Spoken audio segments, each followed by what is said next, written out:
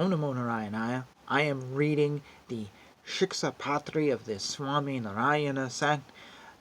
This is a long list of basically regulations for those in this sect. It's a Vaishnava sect, and a lot of these just aren't going to apply to a lot of people, or it's not going to work for you. But I figured this is really interesting, and there's a lot of great advice in here, even if you're not a follower. So it was something different, and I just thought we'd read it. And I love Krishna and I love Radha, so yeah. Anyways, comments, thoughts, links, whatever, down in the comments below. Here we go. Every day, let every man awake before sunrise, and after calling on the name of Krishna, proceed to the rites of bodily purification. Having seated himself in some place apart, let him cleanse his teeth, and then having bathed with pure water, put on 2 well-washed garments, an under and an upper. Then having seated himself on a clean and single seat, placed on the ground, purified with cow dung, etc., let a man sip water with his face either to the east or to the north.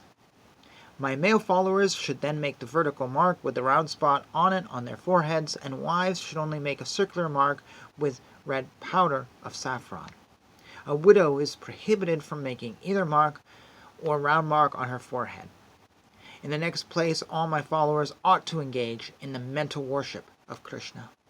After engaging in mental worship, let them bow down before the pictures of Radha and Krishna and repeat the 8-syllabled prayer to Krishna.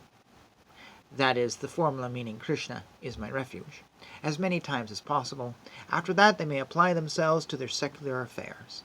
All my ordinary disciples should perform the following rules, but those who are like Ambarisha, have dedicated their whole souls to the deity, should be most particular in performing the duties, ending with mental worship in the order enumerated, in the following 6 verses as well as the following.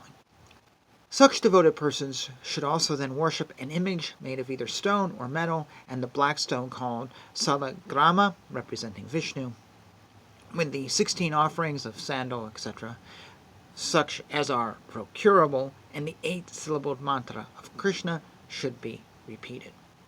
Next, the hymn celebrating the praises of Krishna should be recited according to ability, and those that have not studied Sanskrit should at least repeat his name. All who have devoted themselves in this way to the worship of Krishna should next present an offering of cooked food to him, and then they should eat the remains of the offering. This is called prasadikam. They should at all times be full of joy. Since they are called the passionless, nirguna worshippers of the passionless Krishna, therefore, in consequence of that, all their acts are also called passionless, nirguna. By these devoted worshippers, indeed, no water should be drunk, nor should any leaves, roots, or fruits anywhere be eaten which have not been presented to Krishna. All those who from old age or some grievous calamity are unable to perform worship should make over the image of Krishna to the charge of some other devotee, also to carry on the proper services, and should themselves act to the best of their ability. An image of Krishna, given by a religious leader, an acharya, or consecrated by him, should be worshipped, but to other images it is sufficient to make obeisance. Every day, all my followers should go to the temple of God in the evening, and there loudly repeat the names of the Lord of Radhika. The story of his exploits should be related as well as heard with the greatest reverence, and on festivals, hymns in praise of Krishna should be sung, accompanied by musical instruments. In this manner, all my followers should every day perform religious duties. Moreover, they should study works both in Sanskrit and in the popular dialects, according to their mental abilities. Whenever an individual is appointed to my office, he should be so appointed with strict regard to his qualifications, after due consideration, and never in any other way. Let everyone always provide his own servants with food and clothing in the most suitable manner and according to his own pecuniary means. In conversation, every person should be addressed conformably to his character or qualities and suitably to time and place, and not in any other manner. By all well-conducted persons, due deference should be shown to a religious guide, a king, an elder, an ascetic, a learned man, and one that practices austerities by rising from the seat, and so forth. No man should sit down on the ground in the presence of a religious preceptor, a god, a king, or in a solemn assembly, in such a disrespectful attitude as to make one foot rest on the thigh, or with a cloth tied around the waist and knees. A controversial discussion should never be carried on with a religious teacher, an acharya. He is to be honored with gifts of food, money, clothes, and with all other things according to ability. When any of my disciples hear of his arrival, they should immediately show their respect by advancing to meet him, and when he departs, they should accompany him as far as the confines of the village.